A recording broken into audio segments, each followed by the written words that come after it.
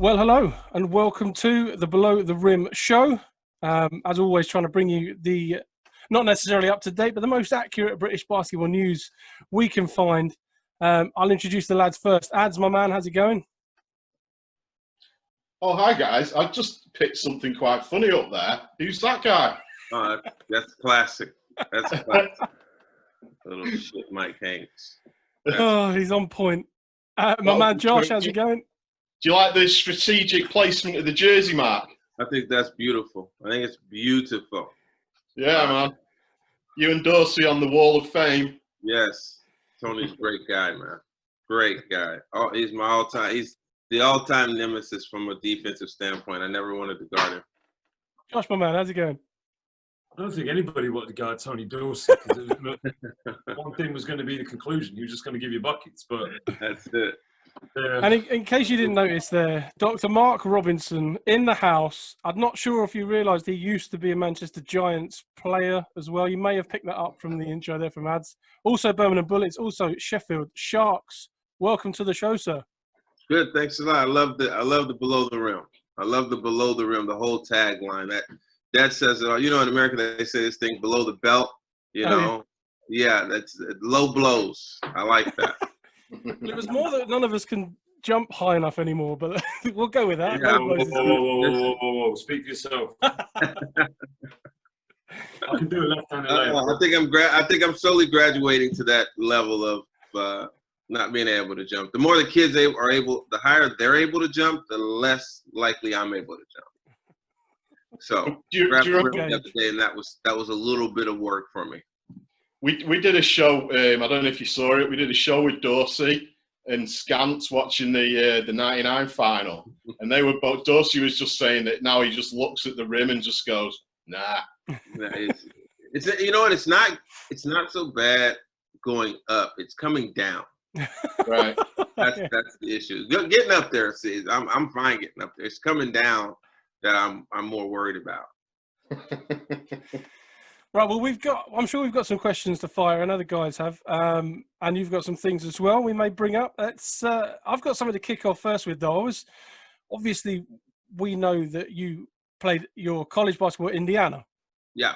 Obviously, a huge amount of heritage there, Bobby Knight and things like that. But my initial reaction was to look at the squad for Blue Chips and see if you were in that team that played in Blue Chips, but it was a little bit after you. However, I noticed you played with Ricky Rowe. You played with Mr. Matt Nova.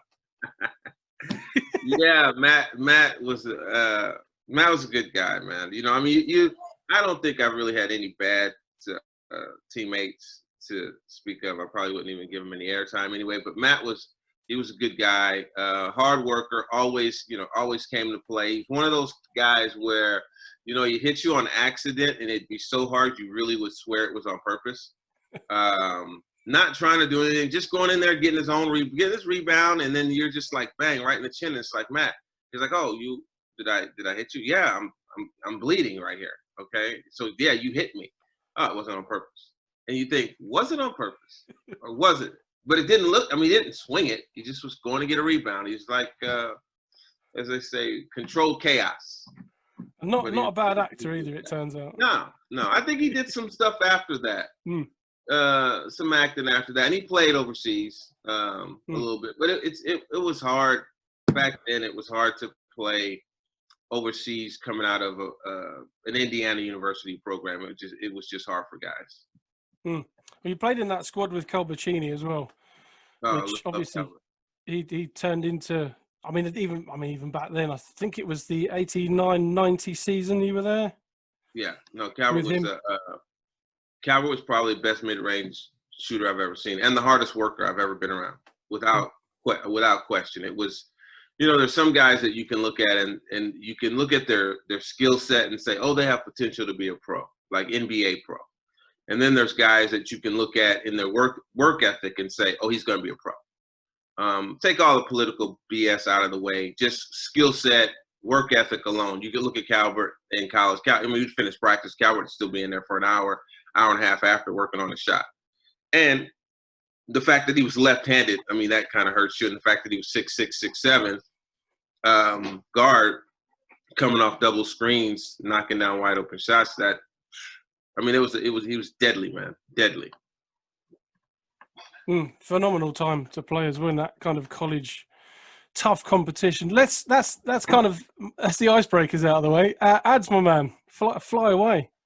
Yeah, I mean, just with that, Mark. I mean, you and me had talked at great length about Indiana, and obviously Bobby Knight is the legend of Indiana basketball, college basketball. And what I always wonder is how kids in the modern day game, and how, you know, kids that are going out there now, not just from the UK but in the States, how do you think they would react to a coach like Coach Knight? And how do you think, how can I put this? Did he have to change his style as times went on, or was he just Bobby Knight the whole time? Because it must be quite daunting knowing that you're going to go play for Bobby Knight. No, you know what it is. He was the same throughout the whole time. There was no changing to it. I think for the biggest part for me in watching all of it kind of unfold over years is that kids think, oh, it's going to be different when I get there. He's not going to do that to me. He's not going to talk to me that way. You know, I'm gonna. And then they get there and they realize, well, it's not, I can't change this guy. And, you know, you get some guys that would leave. It's not for everybody. You know, you have to know what you're signing up for. You had to know, hey, this is going to be probably the hardest thing that I'm going to have to deal with in my life up until this point. Kids who didn't realize that, and this is one of the things that I look at when I see, you know, kids from the UK taking scholarships over to the US. It's like, well, how much do you really know about where you're going? You know, you say, oh, I got a scholarship to, you know, some Division II school. And it's like, okay, well, how much do you really know about that school, that program, that system? You know, you plan on spending 4 years there. So is that really a place that you've done your homework? And going back the other way, it's like a kid who, you know, I'll talk to some players and they'll call and they'll say, hey, you know, I'm working on a job in England, you know, playing. And then I'll say, where? And they'll say, in England. Well, where in England? Like, what city, what club?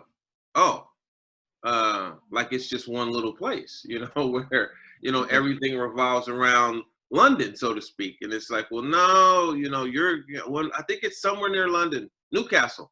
Well, no, you're kind of a little off in terms of, you know, where everything is located, but they don't know. And then they get to where they're at, and it's like, well, this is not what I expected. I expected to see, you know, Big Ben and the bridge and all this other stuff. And you're so far removed from that right off the bat, it's just not for you. And I think the same thing was the case for guys who went to Indiana. You had to know that that's what you signed up for. You know, from the first day to the last day, there was just no bullshit. You know, just. I remember you telling me that there's something that happens, something that the guys say to you about if you make it to. You gotta make it to the mic. Yeah, you gotta make it to the mic. Make it to the mic. Make it to the mic. If you can make it to the mic, and that's basically saying at the end of your 4 years, or 2 years, and in my case when I transferred, you make it with Bob Knight, you get to stand in front of get the microphone, 17,000 fans, and you can say whatever you want. He encouraged you to say whatever you want to say. You know, I mean, obviously you want to keep it as clean as possible, but I mean, you can say whatever you want to say about him, because in his mind, you've earned that right to step up to that mic and basically speak your piece. How if you were unhappy, say it. I've been here for 4 years and this is the worst time of my life. Okay, great, you got that off your chest. Are you okay now? Now everyone knows you weren't happy. But most guys get up there and they thank the fans, and they thank, because the fans are great. You know, anytime you can play in front of, you know, 17,000 plus every single game, home and away, it says something. And, you know, sometimes you think they're coming to see you as the player. Yeah, they were coming to see Bob Knight. They were coming to see him. And I think a lot of players then didn't realize going in that you're never going to be bigger than Bob Knight. That's just it. You know, he's the headliner. You're just the backup singers, really. And so once you got your head around that, and the security and the hotel stuff and all of it was because of who he was. I mean, you were kind of like on his team, basically. but I thoroughly enjoyed it, and I think that most of the guys that played with me, yeah, you enjoy it. You laugh at a lot of the stuff that happens. Never really, I never been choked. I never seen anybody choke, but different things happen on different people's watch, I guess. Josh, my man. I'm happy to be here. It's really excited to speak to a former BBL legend. Let's talk about your time in the UK in the British Basketball League. And now, you played for two very, very big clubs, arguably the best clubs of the 90s and the early noughties. You were with Sheffield Sharks. You had the great big Sheffield Arena. And then you went and played for Manchester. Or were you at Manchester before Sheffield? I can't remember. But I was at Manchester first, then Sheffield. That's right. So you're in two big arenas. You got two sets of really good fans, great atmospheres.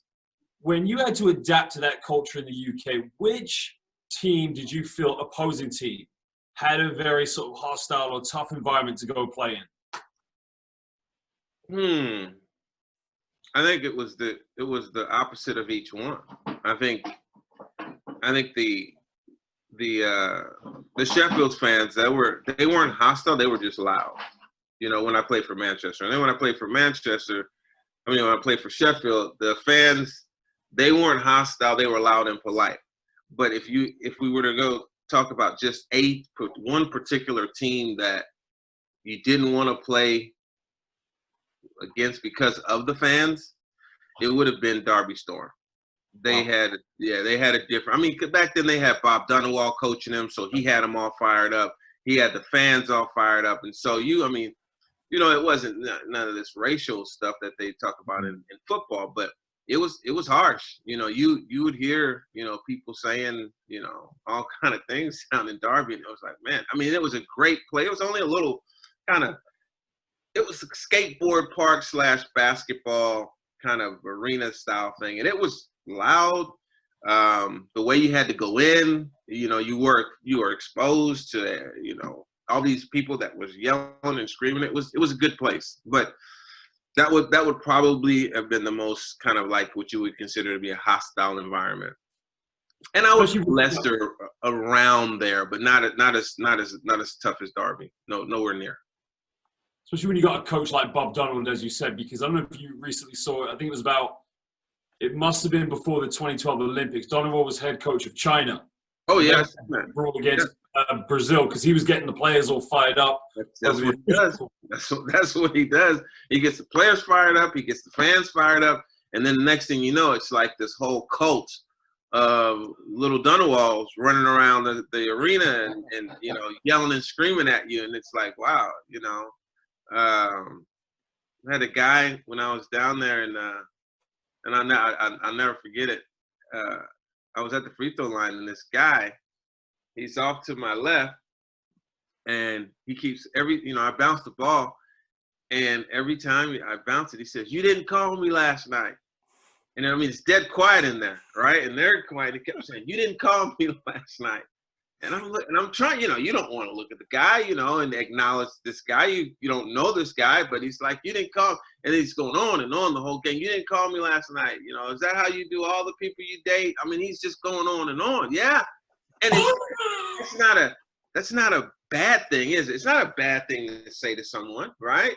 But you're like, yeah, what, I'm straight. And then everyone else looking at you now, like on the court, like, hey, we didn't know you got down like that. But hey, you do your thing. And I'm thinking, I don't know this guy, and he's saying, no Tinder back then. To the point where I'm thinking, I don't want to get fouled, because I got to go to the free throw line. This guy's going to be screaming over there, "I didn't call him last night," So those things, and I know Bob put the guy up to it. I know Bob put him up to it. He's like, and because that's the kind of stuff Bob would do. Every time he goes to the free throw line, you go and you just keep saying it. It'll bug the hell out of him. And it bugged me because I wanted to tell him, "Hey, dude, chill out," But what can you say? He's not saying anything. He's not saying nothing offensive. He's not saying a cuss word. He's not saying anything racial. He's just saying something that is annoying the hell out of you, right? And that's the whole purpose, And that's why Derby is like, I'm not going. I don't want to go to Derby. No. It's a great place to visit, Derby. A lot of people when they visit the UK, they go on vacation to Derby. I don't know about all that either. No, I've never heard that either. You know, It's like Joe but I'll Kim tell you around what, Cleveland. Do you like Cleveland? no, yeah, go to Cleveland. You know, go or yeah, how about everybody, you know, likes LeBron? Go to Akron. See if you like that. That's That's my man. Back to you. That's hilarious.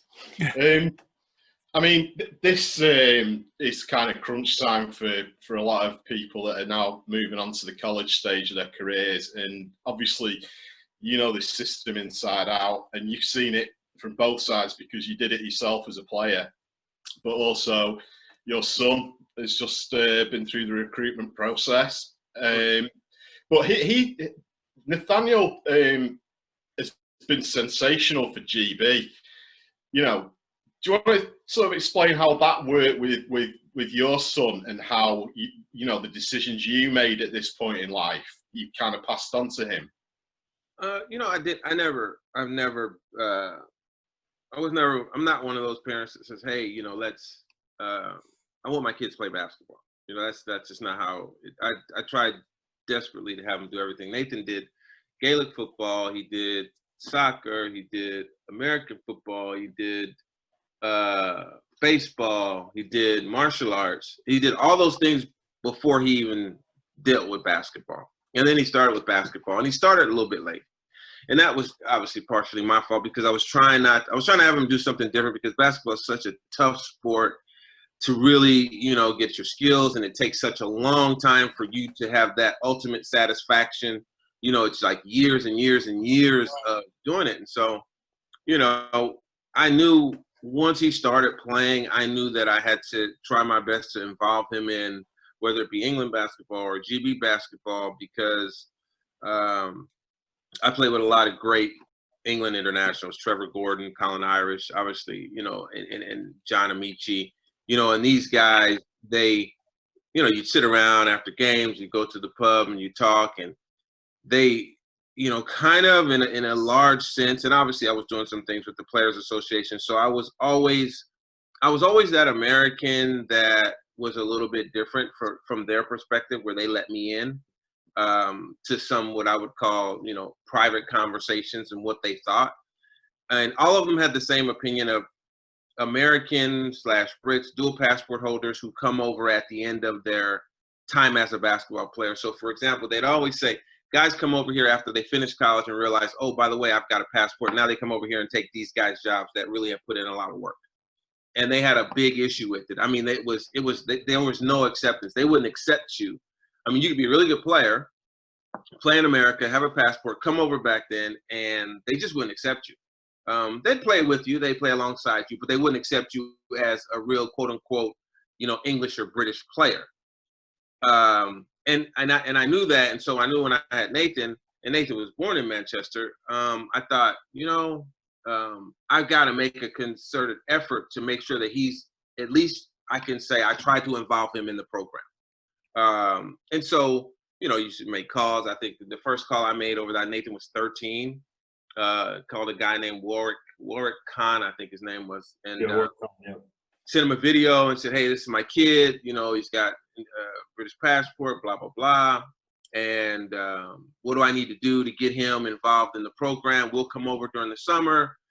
And they really didn't have anything for the kids at that age, which is a whole nother conversation, but they didn't have anything. And so, you know, 14 came, 15 came, 16 came, and then bang, when 16 came, it was like, okay, well, let's go do this. And my son got an opportunity to play elite level AAU basketball. And we had to make a decision on whether he was going to play, you know, with the Oakland Soldiers, which is one of the better teams in the state of California on the AAU level. They're sponsored by Nike. Everything's paid for. They take you all over America. You play in top level tournaments. And Nathan was a year young. So I was like, maybe we could do the EYBL is what we call it next year. And Nathan said, no, I don't want to go to England. I want to play on the EYBL circuit because it's a circuit. And they, like I said, it's a big deal in America to play EYBL. And so we did that, and that Alan King was the coach, and he was like, hey, you know, can he come? And I'm like, I don't want to. And the following year, I just made a decision. I just said, screw it, you're going, you know, and he was like, okay. It wasn't really a fight or anything. And he went and he played, and he made the team, and it was tough. It was tough because you have so many different elements to a kid from the outside making it inside the UK, whether he's talented or not, because you've got coaches that have watched the guys that they want all year long in that league over there, and they penciled those guys on their little camp rosters and all that. And then now here's this kid who's not even penciled in, who's coming in messing up the law of order, so to speak. And obviously I went with him to make sure that, he didn't get the short end of the stick. There's one thing to send your kid someplace and then have someone call and tell you, oh, he just didn't play well. Well, he's a good player, but he just didn't play well those days. So I said, well, I'm going to go to make sure make sure my kid gets the right end of the stick. So he went and he played well. The first day he struggled because of the physicality and we're American at that age. We're used to a faster paced game. It's quick. Everything's quick. At that age there, it's more physical.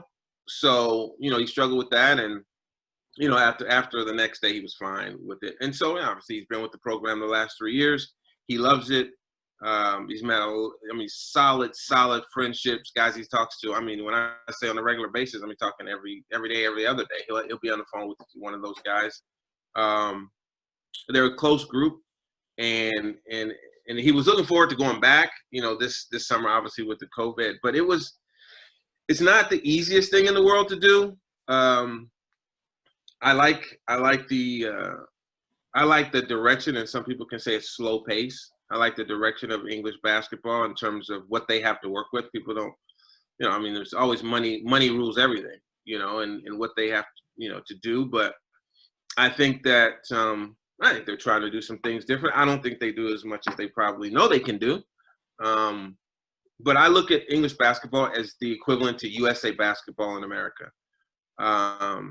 And USA basketball in America, they're more hands off. Everybody does their own thing, and you rarely ever hear anything from USA basketball. And they're the governing body of the sport in our country. But they know, hey, NCAA, you guys do your thing. NBA, you guys do your thing. College, high schools, you guys do your thing. All we are is the governing body. Now, more recently, within the last, I'm going to say 3.5 years, they've done a lot more involved in terms of coaching, putting out videos, they developed their own little coaching certificate or coaching class. But in England, you guys have had coaching certificates for freaking decades, and we just started doing that. So in a lot of ways, I look at what goes on in the UK and look at what goes on in America, and I think the governing body, from a governing body perspective, USA basketball is trying to catch up to a lot of the things that England basketball is currently doing. And I have my own reason as to why, but I'll let you guys ask another question. Josh, my man. Mark, you made a good point. The thing is, the direction of England basketball, it is improving. The quality of youth basketball has improved since I was 16 or even before that, of course. But there are still areas for improvement, of course. I think the one thing, what you said before there about sort of overseas players coming over and being naturalized basketball players and there being a bit of rift and conflict. That's normal. That's natural. If you're a homegrown player and you're seeing some American come over from Duke or UNC, it is natural to say, well, you know what? He's not from this country. She's not from this country. He or she shouldn't be taking my spot. But then you look on the other side of it, it actually helps it. If you look at the Philippines, for example, Andre Blatch has been with them since, I think, 2012, 2013. If there's no Andre Blatch in the equation, they're not making the third place of the FIBA Asia in 2013. Sure. They're not making the FIBA World Cup. Now, Blatch time's done. They need someone else to come in. And I still keep thinking to this day, we need that naturalized player. Look, and you can't just say, someone said to me as well, it's only the weaker teams that do it. Take Poland, for example. Poland is a very good European national team. They've got AJ Slaughter as their naturalized player. He never played a game in Poland in his life, but he is balling for Poland. And I think you're right, there's a con to it, but there's a pro to it as well, of course. What's your take on that, of course? I agree with you that, and that's the part where you have to get okay, let me put a disclaimer out there, right? Here's the deal. I never say anything negative about anything unless I'm prepared to do something about it, whether that's give an expert opinion on it or whether that's prepared to do something within the mix of it, volunteer or otherwise, right? Now, you take Basketball England, and the issue is not so much the player coming later. The issue more so is the contact with the player prior to, right? So if my son, I've got another son, middle son. He's just starting out now, right? His first year of high school. So because I've done this with Nathan, it's easy for me to pick up the phone, and now I know who to call. I know what buttons to push. I know who to send video and all that to, right? However, we got to start finding out from the other side who these players are that may have the passport and engage with them in conversation. So if I'm England basketball, I'm picking up the phone. I'm going to call them and say, hey, your son is blah, blah, blah. Send us some information on him. We need to get a registry of guys who potentially could play for that senior team one day. We don't really, like you say, doesn't matter where you're developed. If you're good, right? But at the younger level, and this is where you talk about team chemistry, you know, where you say, well, it shouldn't matter. The guy comes over and he plays for your national team. But if he's not welcome by the other players, if he feels like these guys really don't like me, and if they're not passing him the ball, no matter who you put on the floor, he's getting the ball limited, then there's no point in having the guy because your result's going to be the same, right? So my thing is, if you've got a list of guys that, you know, would have these dual citizenships, now, whether they come to your invitational, whatever you have, that's irrelevant.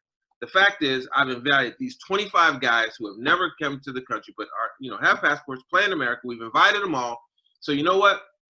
Their name's on the list. And by their name being on the list, all the other players who are actually going to be there are going to look at that list and say, who the hell are these guys, right? And with social media now, you can look a guy up right away and say, oh, man, these guys can play. Or this guy's pretty good, or this guy's trash. Either way, you start looking up players, and now you get familiar. You become familiar with them. Mm-hmm. And I think at that point, it changes things, because I know for my son, him being able to be a part of that GB program, for him, like he said, it's one of the best experiences of his life, you know.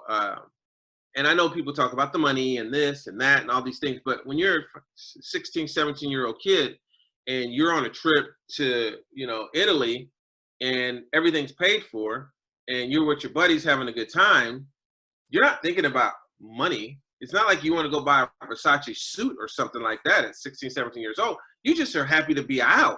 You know, you're happy to be out, walking around whatever little town you're in, seeing whatever little cutie you can see, and you're with your buddies and you go to the beach. And these guys, they just said they had a great time. And that's, to me, that's what sports is about, having a great time. So I think, yeah, I agree that the kids should be able to come over and play after, you know, college or whatever. But I think it's a two-way street. You know, it's a let's open up the door to see who all wants to come in, who's available. And I think it's good. It's difficult because you've got English coaches coaching in these programs who know the coaches of the teams where these kids are coming from. And, you know, I mean, I think when I went, it was like half the freaking squad seemed like they came from Barking Abbey. And it was like, do they play basketball any place else in England other than Barking Abbey with all these kids coming from there? Well, maybe that's the hub. You know, that's where they were all being developed and groomed. But then you find out about the place in the north, Myers Co., and you think, well, hell, they got players too. So I think it's a good thing for them to come, but I think it's also an even better idea if the governing body starts to reach out to those folks and say, hey, how you doing? It doesn't matter if you're in high school or if you're in college, you know, just a little email or a letter saying, hey, we recognize you probably are a dual citizen. Would you ever consider coming over here and coming to camp, you know? That's it. Matt, check it out. I've got a picture of you schooling Robert Youngblood. Yeah. Oh, bloody hell, good son. Get in there. Robert Youngblood, you know, he was kind of like, his mentality was more of a Kevin Garnett mentality. Oh, big time, yeah. You know, and he just, it wasn't really like, it wasn't some people, they get on the court and they act, You know, they put on a show. It wasn't an act with him. With Robert, that's just how he played. You know, and then after you see him after the game, and he's just like this, you know, guy you just talk to and hang out with. But in the game, it's like, you know, he's just was like, you know, you would even go, you'd be like, this weirdo. But he got buckets too, man, and he played above the rim and he played hard. You know, the thing about it is, and I've seen some games, you know, of late within the last so many years. When I was back with Nathan, I went to a Giants game, and it's just the players. I mean, everybody says things are different, but the players they were just different, man. They were just different. Perfect segue. Every team you had beast on every single team. I mean, Chester, they had freaking James Hamilton. I mean, God, he was a handful to deal with, you know. I mean, all the London teams, you had Martin Hinland, Danny Lewis, those guys. I mean, you just had Danny Lewis. Lewis. I knew you were going to say that. I mean, honestly, he's probably one of the top point guards in that league during that time. I mean, he was just and that was before they did the efficiency and all that other stuff. But he was a high percentage, got knocked down, jumped. I mean, he would hit you with daggers. You know, it'd be like, okay, they need a bucket. Bang, there's Danny Lewis. Bang, and it's like, man, the guy might not have hit a bucket for the last 15, 20 minutes. You know, he gets some layups, a couple steals, and you think, okay, well, let's see, he's going to shoot. He had the full package. He had the full. Him and I would say Terrell Myers, they were probably, in terms of just the guards, just pure point guards. They were probably two of the better guards that I've seen. That's my man. You were about to say. Yeah, it's a perfect segue because I wanted to talk about a couple of bits more sort of pro level related, especially over here. One of the greatest games for me that I remember watching, believe it or not, isn't a Giants game. It's the final. You and Amici basically owned the game against London Towers. Remember that game? Oh yeah, that was a great game. Yeah, and when we done the playback and watched, you know, at Sheffield, John Amici, Mark Robinson, Terrell Myers was a rookie that year, I think. Travis, Todd Cawthorn. Yeah. Those were some hard players. And then you go across to London, and they've got Danny Lewis and James Hamilton's in that team, I think. And yeah, Clark Brown too, yeah. And then I kind of look at what's perceived as a classic game in the modern era of the BBL. I'm like, it's not even. No. Do you know what I mean? It's so. We know that was a ball. Those conversations. You don't have a conversation to say like they have conversation. Who's better, LeBron or Kobe or Jordan? And then they talk about which team would do this. You don't hear those kind of conversations in the UK basketball in terms of would a team in this era beat a team from that era, because it's just clearly obvious. But I will say that in that particular game, I think it just seemed like that game you had the elements of everybody having something to play for other than the trophy, right? It wasn't so much about the trophy. For John, it was about proving a point that, he was the best player. For me, it was about proving the point that I can play on a team and actually win the championship, as opposed to being a top-level scorer and winning a bunch of games but not winning the championship. For obviously London, it was about continuing their superiority of, we're the best. For Chris Finch, it was about, hey, it's my first year out. I want to make a name for myself as a coach. Terrell Myers, and it's almost like, well, this is the start of my pro career. I need something to put on my resume. Guys like Cawthorn and those guys, they were going to be in Sheffield and probably still are in Sheffield from the last time I checked. So they're going to, that's part of their legacy as a Shark,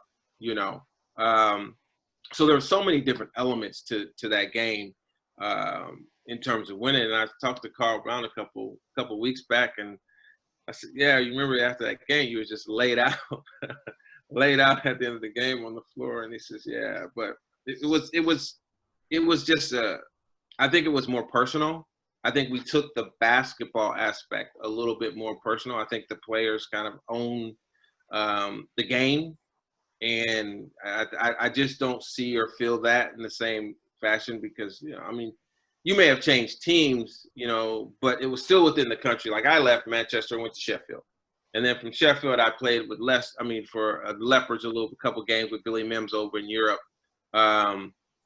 Because you had a personal affiliation to the league itself. And I think that a lot of the players that played back then had that personal affiliation to the league. Guys were offered contracts to go to Europe back then, and they turned them down to stay in England. You know, where now guys are offered contracts, they're gone. You know, because the teams, the league, the teams, they were working with us, and they made you feel like, you know, hey, this is where you should, you know, play your basketball. Yeah, I mean, it's really interesting hearing that, and it makes sense now because we did a playback of that game, didn't we, Pabs? Yeah. And it's just such an incredible. At the end, in the interviews, I think it's Suzanne Dando's interviewing, and you go to say something, and then you change your mind, and you're like, "Nah, I'm not going to say it." Do you remember what it was?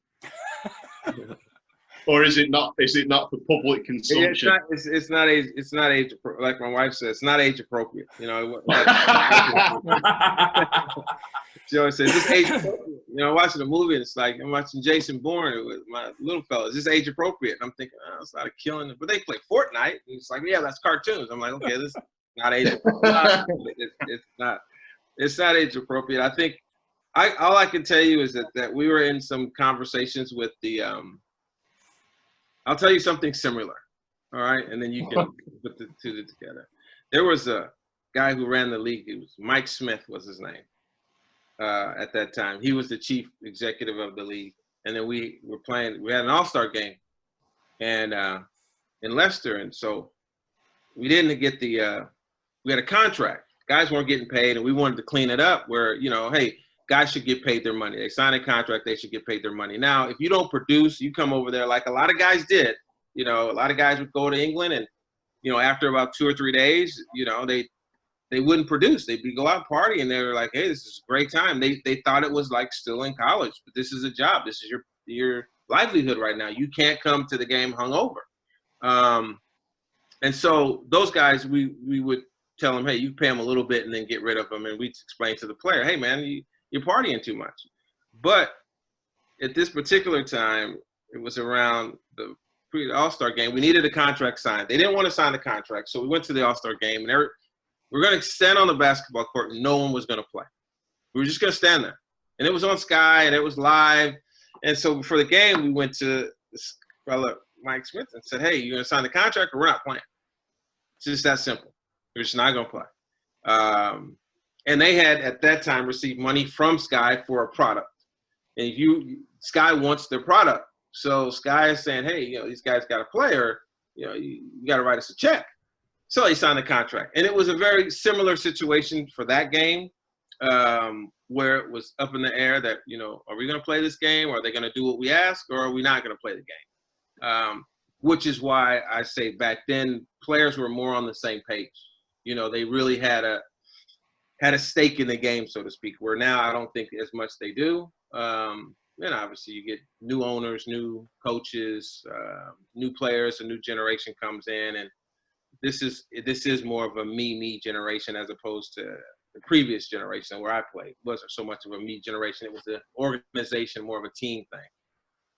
So did you guys have like an official union as such?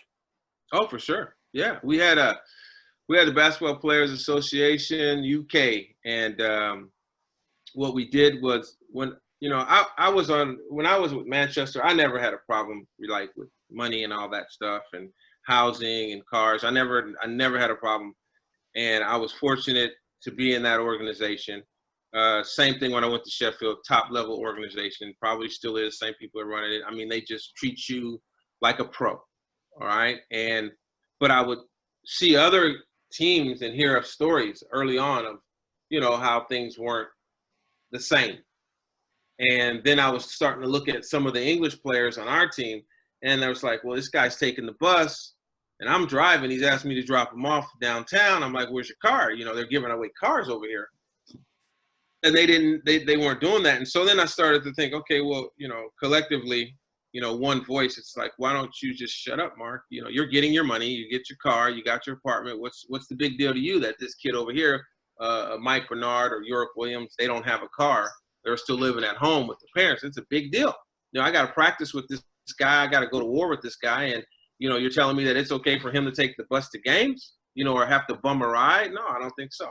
So I knew a couple people already before I got to England, like John Tresvant, because I went to England the year before on like just a trip, just to play a couple games and see if I would like it.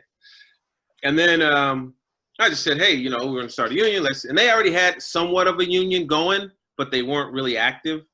And when I tried to deal with them, they didn't want to. They were like, oh, we'll get with you next summer kind of thing. And I was like, what do you mean next summer? No way. I got a problem right now. And so I just said, hey, you know, let's have a meeting, let's go down to London, meet with these guys. But prior to that, I had collected dues. And then I just went to this guy named Gordon Taylor. He was in charge of the PFA at the time, and he was in Manchester. And so I called his office one day, just kind of like on a whim, and I just said, can I speak to Gordon Taylor? And he said, this is Gordon Taylor. What do you want? And I was like, holy shit, this guy's answering the phone. He's big time, you know? And I said, oh, you know, and I said, oh, my name is Mark Robinson. I'm trying to start a union for the basketball players. And he said, where are you? And I said, I'm in Manchester. He said, if you can get here within an hour, I'll talk to you. And I was only down the street. You know, I was just down the street, you know, so because his place was on Oxford Road. And I'm like, hell, I know. I said, okay, fine. I hung the phone and I ran down the road and banged on the door. And he opened the door up and he said, come on in. And we sat there, man, for that probably 40 minutes. And then people started to come back from lunch. And they were like, who's this guy? You know, and he was a good guy. He was kind of like a grumpy kind of guy. He was just like, you guys weren't here to stop people from coming in. So now I got a meeting. And you guys didn't do anything about it. So I'm just going to sit here and talk to this guy now. And, you know, the secretaries and everybody are pissing themselves. He's got a schedule to keep. And he just kind of just gave me the whole blueprint of how you start a union in England. And he gave me the access to the lawyers. He gave me 3 different lawyers, and he said, or solicitors. He said, hey, you call these guys, tell them, you know, you pick one of them. He said, you pick one of them and we'll take care of the legal, the PFA. We'll take care of the legal side of this. You know, meaning the bills. Because I was like, hey, man, these guys, I'm charging £1 a member for the whole year. You're talking about legal bills. And I picked a guy, his name was Mark Hovell, and I still know Mark to this day, and he's still doing some legal work there in Manchester, and we did Mark, and then the rest was kind of like history, Mark. They just, the lawyers, once they got involved, it was like they put out contracts, they did the correspondence with the teams, and they made it so where teams knew, hey, these guys got some legal help here, and these guys they're helping them are, you know, help the PFA. So there wasn't like a mom and pop lawyer from around the corner. You know, these guys were seasoned veterans in terms of doing business for the union. And that's how a lot of things got done. You know, I mean, then players started to call and, you know, I got this with that, this team, my team. And I think when probably about a month or 2 months into it, a lot of the other players, like in the first division, second division, third division, those players, then they started to join. So it just kind of got bigger. It's unfortunate that, you know, when I decided to leave that, you know, I left it in good hands with folks and said, hey, you got to run with it. But they didn't run with it. And so it's easy to start. You can start one. You can start one tomorrow. Do you think that could be a contributing factor to why we don't seem to have that many long-term players here? We have good players like Jaysean Page came in, had a great season, scored some big points, was gone at the end of the season. We seem to have a lot of that. Would that be something that could change that, having a union? Yeah, you know, it could change it. And, you know, the other thing that could change it is educating American players on the business of international basketball. Yeah, I think that's the biggest. I think, and I tried to tell these guys, hey, man, you know, I had this thing a couple of years back. I said every player who plays in England, right? Every player that plays in England, they should watch a video, right? I did this video. I still got it. I still got it. It's every player that plays should watch this video, right? Before you even get to England, the league sends you this video, you watch it and understand it, right? Oh shit! I was supposed to call this guy. Wait a second. So what happens is this: you go and you play on a team, and let's say, for this conversation, let's say you make, I don't know, 15,000 pounds for the season, right? And then you, at the end of the year, or sometime during the year, you say, hey, I want to come back. And this is the way we used to do it back then. Before the year was out, you say, hey, I want to come back. Okay. And now there wasn't any negotiating your contract during the year, but you would tell the management you want to come back, and the management. And then people would have conversations. Everyone pretty much knew how much this guy was getting paid, how much that guy was getting paid on every team, because we talked about it as players, right? And we'd say, well, you're going to go back and say, I don't know if they're going to give me the money I want. Well, how much you want? Well, I need, twice as much. Well, you're not going to get twice as much. You got 15,000 this season. Why don't you go back for 15,000 next season? Take a 5,000 pound signing bonus, right? So now you're guaranteed 30,000 pounds in 2 years, right? Or 2 seasons, right? Now, whatever you do on the side, if you do your camps, your clinics, or whatever you want to do on the side, that's on you. But you're guaranteed from a playing standpoint, 30,000 pounds for the 2 years. And then you get another third year. And so maybe now that next year you say, okay, I've been here for 2 years. Let me get a third year. Let's go same 15,000. But now instead of giving me 5,000 signing bonus, give me a 7,000 or 8,000 pound signing bonus, right? But you talk about this during the year. So the ownership knows, okay, that they can keep it. And they figure, how can we make money off this player if he's going to be here again? Well, we're going to get some stuff going in the summer. We're going to have camps. We're going to have clinics in the off season. And I don't think that's the logic. What the logic is for a lot of American players going there is like, okay, I'm going to use England as a stepping stone. And I get my 15,000, and then I'm going to go play someplace else, and they're going to give me a contract for 40,000. Okay. So they give you a contract for 40,000. 2 or 3 weeks into it, after they play a couple of exhibition games and they realize you're not up to speed in terms of in that country with that caliber of players, now you're looking back trying to make phone calls to get back to England where you want to play, or now you don't play at all. They send you home. Now you don't have a job. You're not playing anywhere. And I see that happen more times than the guy who goes someplace and is a huge success. If you're happy someplace, then stay there. Stay. If you're happy and they're paying you decent money, stay there. Because the question is, the money you're making playing basketball with the education that you may or may not have, can you get paid that amount at home in America? That's the question. Tax-free money. You're not paying rent. Can you really make that money in America? But what a lot of Americans think when they get to England is, I'm just going to use this for a stepping stone, and then I'm out of it. They need to pay me more money. They need to. And they say, well, act like we don't have access to the internet. You were, a marginally halfway decent college player at the Division II level, and then now you come over here thinking we should pay you this boatload of money. No, it doesn't work like that. So I think the educating them on the business side that staying with the same club is to your benefit from a longer standpoint than hopping around. If you stay in England for 3.5, 4 years with a work permit, they give you residency. So these guys don't know that. So you can stay there, you'll get residency. Now you're good. Now you can play on any team as a resident player. Now I heard they're trying to add another American, so that wouldn't really matter. We're going to ask you about that as well. Josh, my man, first. So going on to this new rule about the 5, is it 5 or 4 Americans, perhaps? So it was 3, and now it's going to be, you can have 4. Right. And another European player. You've got a very similar approach to my father about this, because he spoke about this on Sam Nita's podcast. And the thing is, I don't think my dad has been to a British Basketball League game probably since before 2010. And what I'll say before I go, my standpoint on it is, when my dad returned to the British Basketball League in his last few years, it was 2002 and then 2000 to 2004. the Brighton Bears were like one of the hottest teams along with Sheffield Sharks, and they played in this great arena. Mhm. And then going into 2004, late 5, sorry, that was the final year. They stopped playing in the Brighton Centre, and then they started playing in like this little leisure centre, not the Burgess Hill Triangle, like leisure centre. And you notice that through more and more teams of the country. The Manchester Giants were gone. London Leopards were on their way out. Newcastle Eagles, I think, was still playing at the Metro Arena, maybe the last team to do so.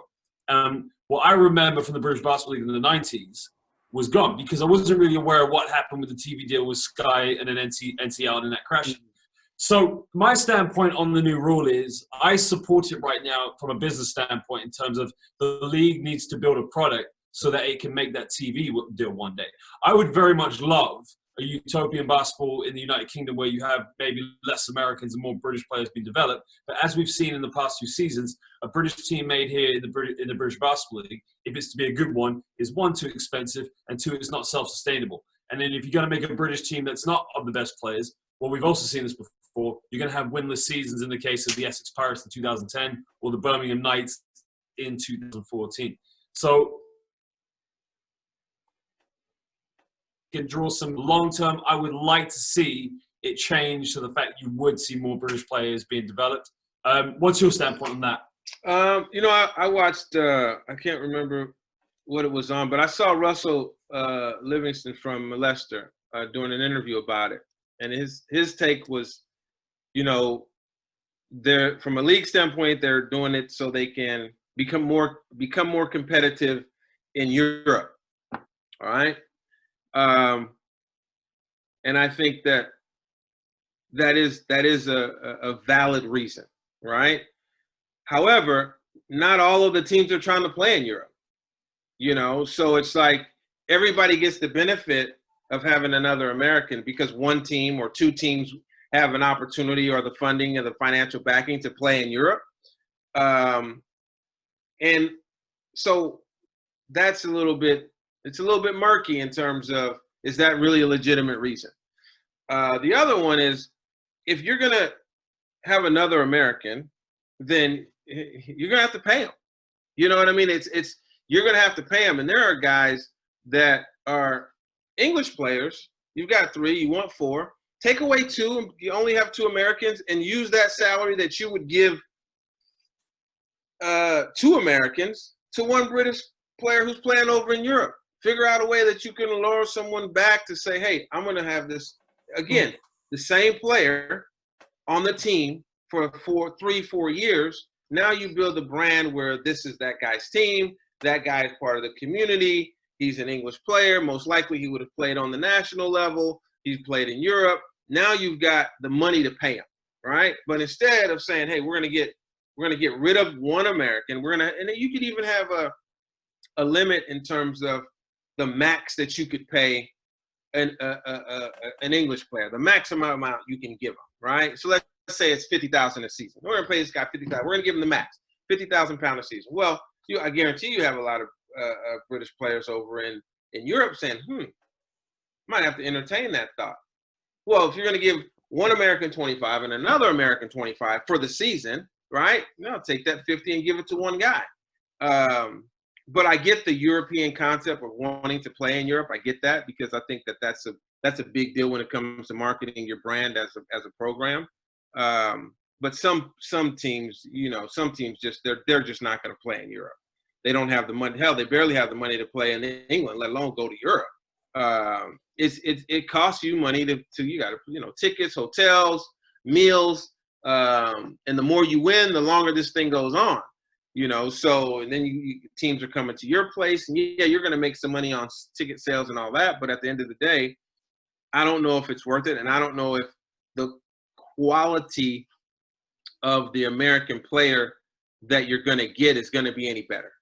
1 more American does not necessarily mean a better team, because if you look at the case that you made earlier.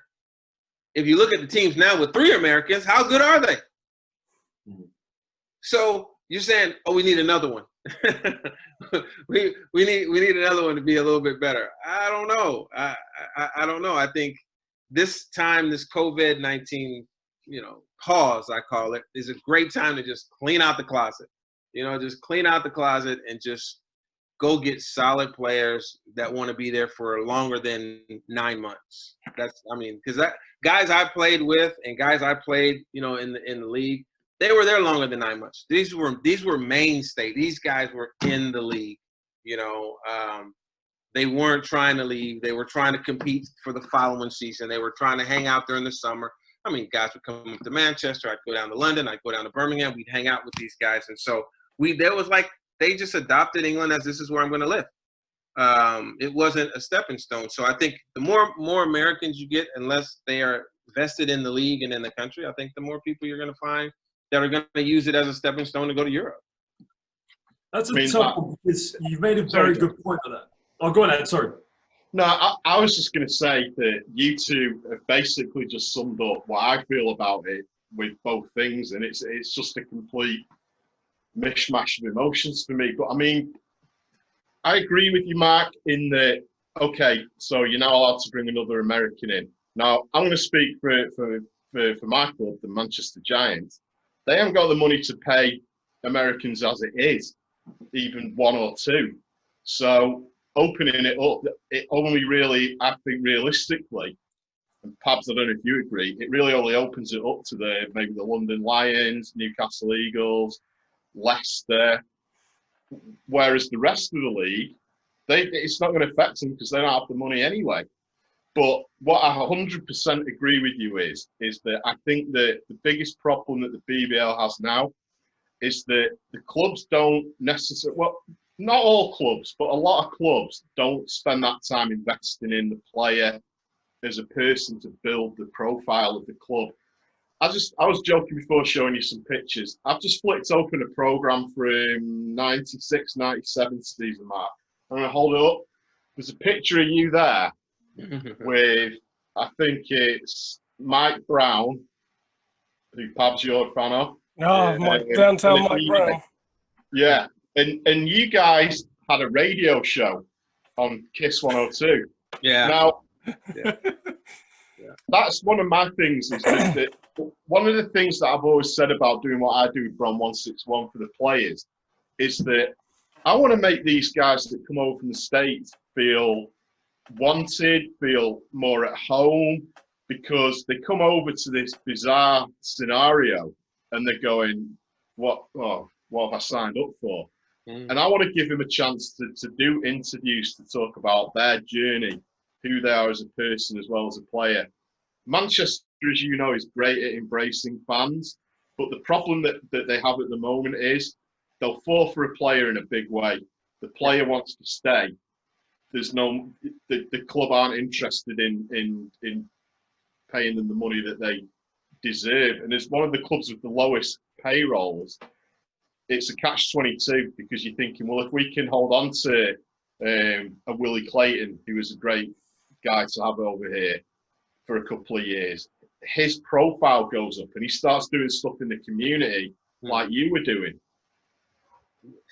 I think there's just so many opportunities, not only in Manchester, but all over England. There's so many opportunities for people that want to get involved outside of basketball to help the sport grow. And primarily, if you're the American on the team, that's really part of your responsibility to make that happen. You get too many guys that just want to go and do the basketball part and then go back to their apartment or to their flat or whatever, and that's that. That's just not part of the deal. The clubs, I feel I've got obviously a soft spot for a lot of them because, it's not as if the clubs are just saying they don't want to pay you. If you don't have the money, you don't have the money. You know what I mean? And so it's not like they're saying, oh, we've got all this money, but we just don't want to pay you. Because I've been in the side where I've sat with, owners of clubs and said, hey, man, if I had the money, I'd give it to the kid, but I don't have it, and no one wants to go and take, money out of their personal account for their business because, as we know, that's just bad business. If you're not bringing in the revenue and the expenditures are higher than your revenues, we got a problem. And that's usually what happens. And so it's not a personal thing. For us, it was, especially with the radio show and all that, it was more of expanding the league. I would get on the radio every Saturday in the morning. I'd call a player from another team. I'd talk to them about who they played the night before. I'd talk to them about, who the upcoming games that they were playing. So it was more like they were using the radio show to not only highlight the Giants and what we were doing in the community, but also around the country. So I would say next week the Giants are going to be at in Barry at so-and-so middle school. On Monday we're going to be at this place. And so when other people would hear, oh, they're going to be at Barry Middle School or primary school, how come they're not coming to our school? How do we get them to come to our school? So then we would start to get calls about, oh, you were up here last week. Why don't you come back next week to our school? Okay, and then we just started booking things, and it just took on a life of its own. And you had guys like Colin Iris that ran a program in schools too, and he ran it all over England. Fun Schools it was called. And we'd go in and do exercises with the kids, and we'd take photos with the kids, and then we'd send the kids photos, and it was great, man. It's just you gotta be a hustler, man. You gotta want to go out and get it. You gotta want to get it. And if you're not getting paid by your team, there's nothing to say that you can't go out and run a camp or a clinic in your local area where you live. They're not stopping you as a player, But if you just say, well, I came here to play and that's it, and if they can't pay me, then I'm not going to go to practice. Well, that's crap. You should go home. You shouldn't have came. Josh, my man. No, it pretty much wraps up. I mean, you made some very valid points here. I mean, it's good seeing both sides of the fences, which I really appreciate. And one thing I agree with you more than anything, and I really take the value of this highly, is that you're saying whoever's coming to play pro basketball, wherever it may be, the UK or parts of Europe or Asia, it's really important that you really have a thorough understanding of the culture that you're about to embed yourself into, because there's nothing worse, like you said. I mean, and the same goes for British players going to the US, because I tell you a funny story. I played Division III basketball in Pennsylvania my first year, and I thought, okay, I'm on the East Coast. Not really, so I was in Pennsylvania. And the first week I'd go running. I was also on the cross-country team. So I'd go running every night in the woods. What stopped me going running every night by myself? Walking down to the local store and seeing a giant black bear in the back of someone's truck. There it is.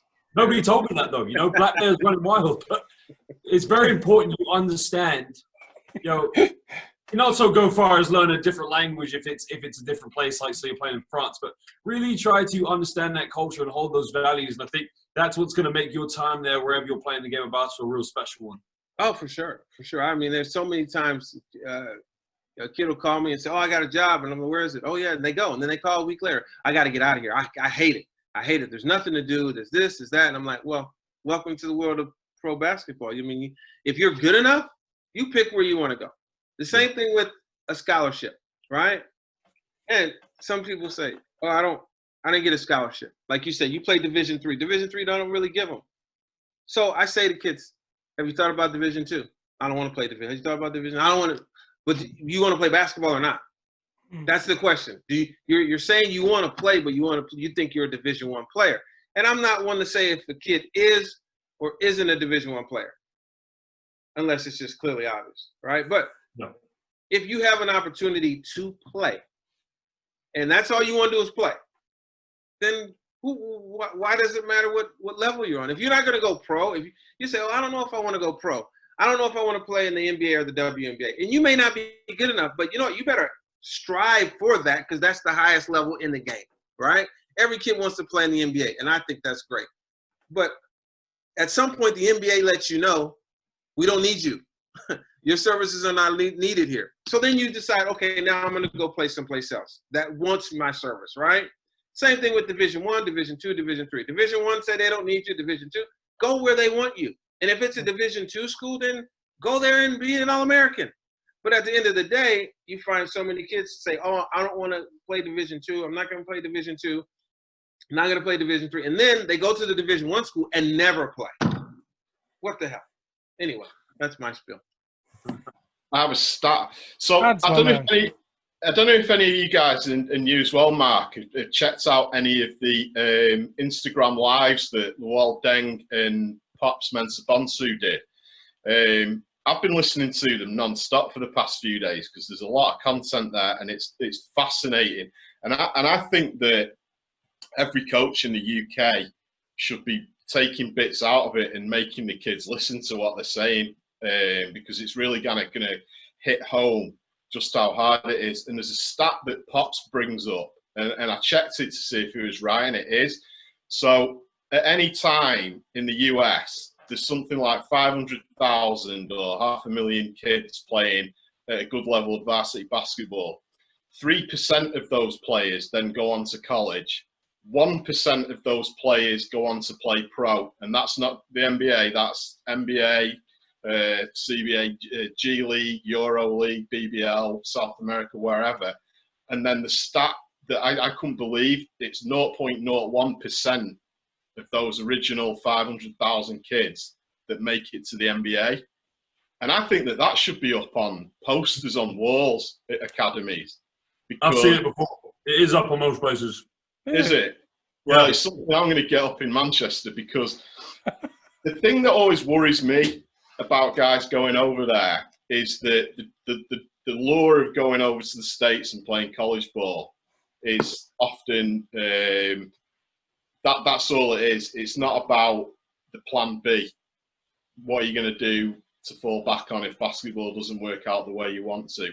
And the thing that bothers me the most is that I don't talk to many kids in Manchester whose aspiration is to play in a BBL. And I'm not sure why it is, because a lot of them don't really know about how little money there is in it and whatnot. But they want to go to Europe. There's guys that will say, I want to play in Europe. They've kind of got the idea that they're not going to make the NBA, but they know they can make a lot of money and be superstars in Europe. And that kind of bothers me, because I think that it's so important that these guys, and it'll be the same in the States, they know the task that is ahead of them. It's not, going to the States to college or even going to prep school doesn't mean you've made it. That's where it all begins, as far as I'm concerned, because that's where the hard work starts. And you've got to be wary of the fact that the NBA isn't always at the end of that rainbow. It's a very small amount of people that make it, and you've got to have a plan B as a player. And if basketball just isn't what you end up doing, what do you do then? Do you think that's an important thing that we should be telling the kids more? It's an important thing, but it's part of life, really, in the sense that, you get, it's the basketball part is so intense, and it's in your face constantly. And the other part that you're talking about, which is really the well-being aspect of it, because once you fizzle out, so to speak, it's like, okay, now what do I do now? And you go through all these different issues and challenges in life, trying to figure out what are you going to become, because you've always been a basketball player or a footballer or what have you. I think you have programs all centered and geared around being a basketball player. So when you have programs that are all centered around being a basketball player and very little information being disseminated about what life is like after or while you are a basketball player, which is one of the things that, I was just talking about with the radio station and doing the camps and all that other stuff. It gives you a sense of what real life is like, having to be somewhere on time and having to be on cue when you're doing radio. And it's live. And, at the time, it's like, it wasn't tape delayed. You're live and you got to watch what you say, and you got to be professional, in terms of how you go about it. So I think, being a pro at anything is difficult, and it's going to take a lot of work. A good friend of mine told me, and he coaches in the NBA, he said, every NBA player comes in doing one thing really well. One thing. They do one thing really well. He said, if you're going to be a really, really good pro, you'll do a number of things well. Size is not doing something well. That's just genetics. You're a big guy. Jumping high is something you do really well. Now, after your first year jumping high, can you shoot a mid-range shot? Can you shoot a three-point shot? If people look at Steph Curry and they don't remember when Steph Curry first got into the league, he was a shooting guard, but he never got to shoot. Okay, he never got to shoot because they had Monte Ellis, who was the point guard, and Monte never passed Steph the ball. So they got rid of Monte and told Steph, you're going to be point guard.